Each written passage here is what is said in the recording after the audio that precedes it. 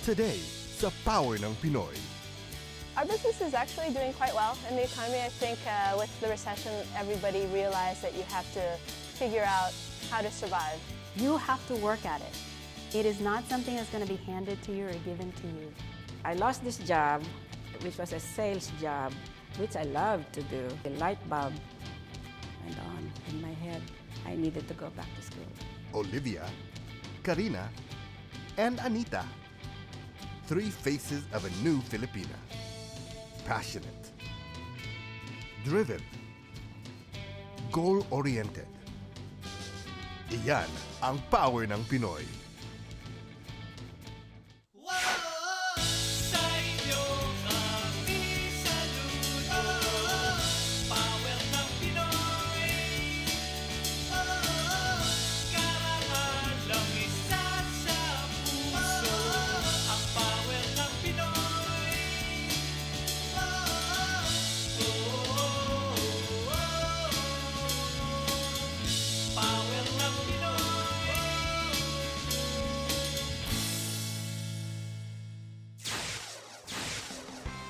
Good day everyone! Ako po si Anthony Rivero and welcome to another episode of Power ng Pinoy.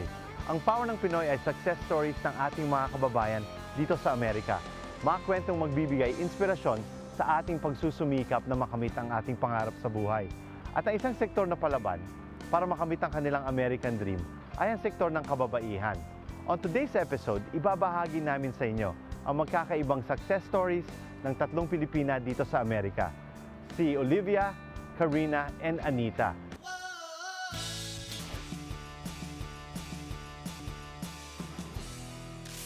Labing-anim na taon na rin ang nakakaraan nang simulaan ni Olivia Ongpin ang Fabric 8, an online boutique that features one-of-a-kind items created by San Francisco designers. Co-owned by her business partner and boyfriend, Anthony Quintal, maituturing ang Fabric 8 bilang isang online boutique pioneer. My partner and boyfriend Anthony Quintal and I started Fabricate in 1995, and this was when the internet was brand new. And so we wanted a name that was sort of futuristic with a letter in it, and that would integrate the concept behind the business. In 1995, when we started Fabricate, there was no PayPal, there was no Amazon. We actually had to create our website by ourselves. Tulad ng ibang startup businesses, hindi rin naging madali para kay Olivia ang negosyong kanyang pinasukan. Paano ba naman? Hindi pa kasi in noon ang tinatawag na online boutique. Pero hindi nawalan ng pag-asa si Olivia, mukhang namana sa mga ninuno ang lakas ng loob na makipagsapalaran sa negosyo. Si Olivia ay nagmula sa angkan ng mga Ongpin sa Maynila. Actually, Roman Ongpin, who this street was named after, is an ancestor of mine. Born in San Francisco and raised in San Mateo, California, Olivia is the only daughter of Nora and Oscar Ongpin. Nagtapos si Olivia bilang valedictorian sa Notre Dame High School sa Belmont, California. From Notre Dame, Olivia went to Stanford University. From an online store in 1995, today, Fabric 8 has evolved into a new and exciting venture, Fabric 8 Gallery. This haven for local artists on 22nd Street is also a venue where friends and patrons gather to raise funds for worthy causes. With the gallery, we always try to have events here that invite not just our neighbors, but people of all cultures and ages. Recently, we actually had a fundraiser for Japan. I worked with some friends in the Japanese American community, and we put together an afternoon of art and food and fun and raised $6,000 in just a few hours, so that was great. After 16 years in business, I think I'm ready to keep going. Have the right goal, the passion, and the ability to work harder. Yan daw ayon kay Olivia ang mahalaga para maging successful. In the end, you want to find the balance between what it is you're passionate about and what it is you need to do. Achieve success, not just financially, but personally. Ayon din kay Olivia, masarap anihin ang tagumpay lalo na kung ito ay katas ng sariling sikap.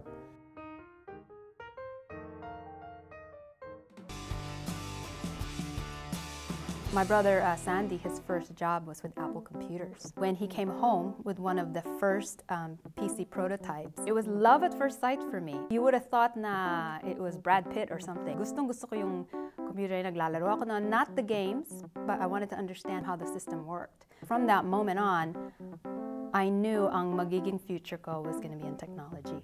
And in Carina's case, totoo nga ang kasabihang, first love never dies. During ng 4 years ko sa BYU, I took yung GSL loan ko, yung guaranteed student loan ko. $2,500 ang bibigay lang sa'yo by the government. I took that entire amount and bought a personal computer. So, nag-aaral ako ng psychology degree and English degree during the day, and at night, nandun ako nag-open ng computer, ipin-study ko yung mga parts of the computer. Yun ang dalang passion ko.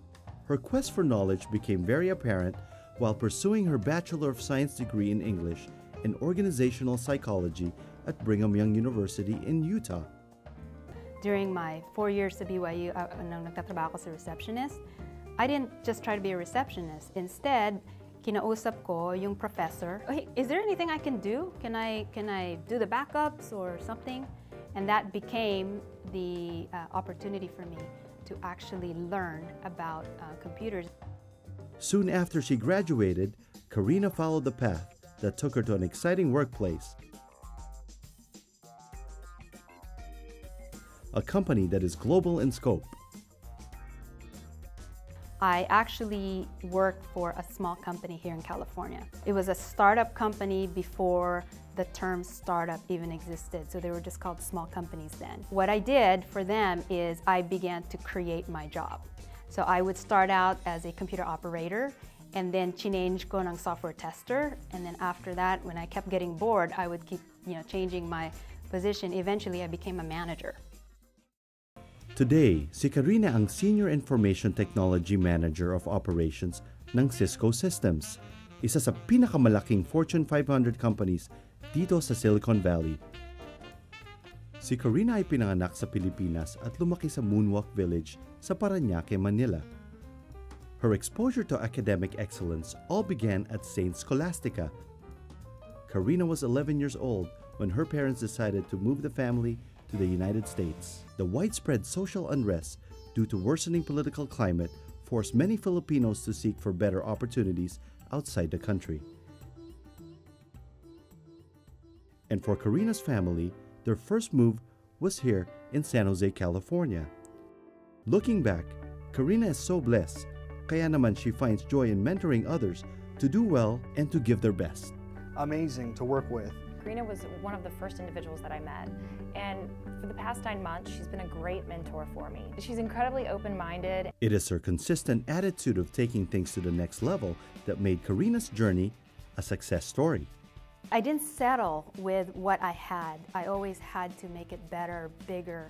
My job had to be wider, had to be much more long-term and visionary. Somebody taught me this. It was an Italian boss. He said, you always work your way out of your job so you don't end up getting stuck in that same job.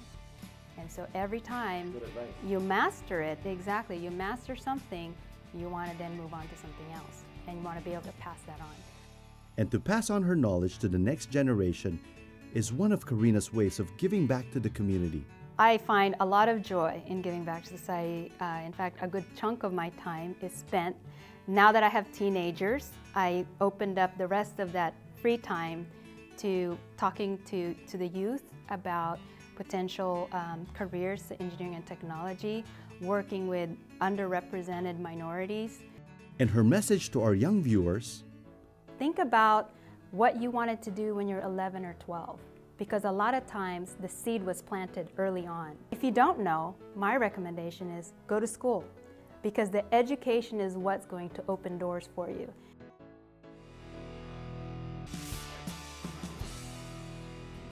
Siya ay binansagang Mother Superior sa isang artikulo ng UTA Magazine.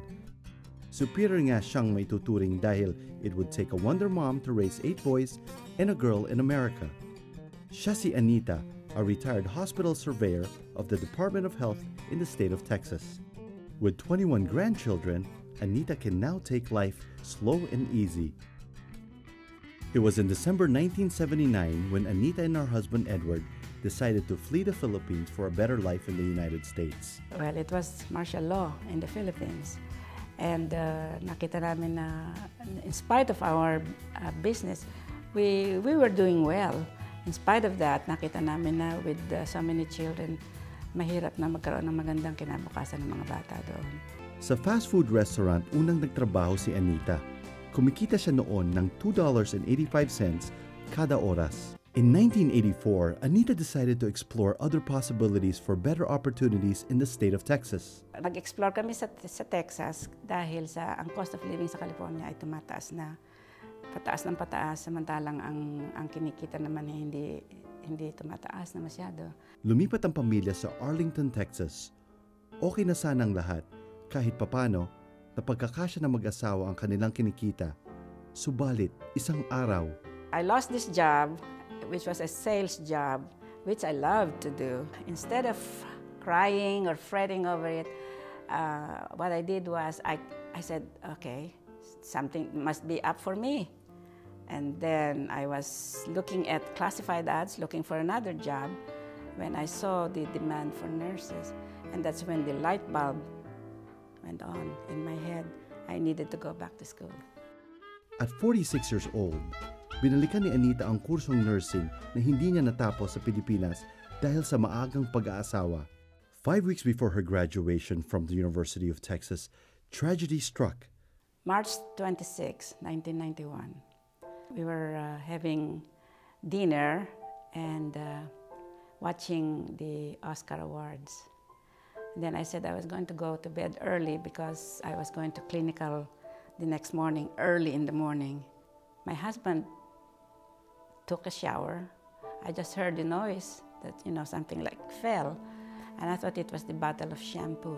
It awakened me. So I got up, and when I drew the shower curtain, I saw him on the bathtub floor.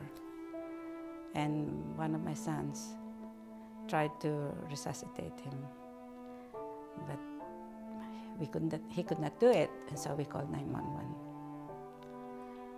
He died of a heart attack.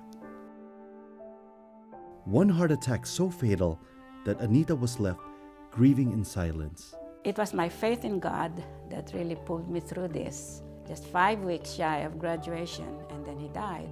Now, if I were to just crumble there, then all the hard work that I put in this school would be wasted. And so I had to pick up the pieces and move on. With 9 children, all professionals, mission accomplished na nga ba si Anita? Ang isang bagay na gusto kong gawin ngayon ay mag-join sa Peace Corps. Mukhang wala nga sa bokabularyo ni Anita ang salitang pahinga. At habang may buhay, ay patuloy pa rin tayong dadaan sa mga pagsubok. Kung ang faith nila sa Diyos ay malakas, sila ay tatagumpay. But of course, it takes a lot of work. At ang kailangan lang talaga dito ay perseverance. And that's our show for today. Thank you for watching. Meanwhile, you too can share your stories with us on Facebook. Tell us what motivates or inspires you to reach for your American dream. Because nothing is impossible in the land of the free, as long as you plan ahead, pray hard, and work even harder. And if you do well, give back and help others do well too. Yan ang power ng Pinoy.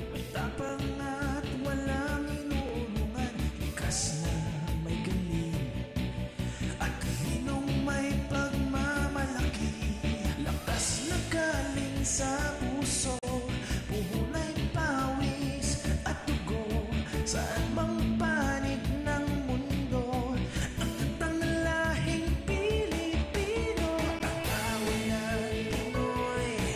Sa pagsubok ay hindi sumusuko.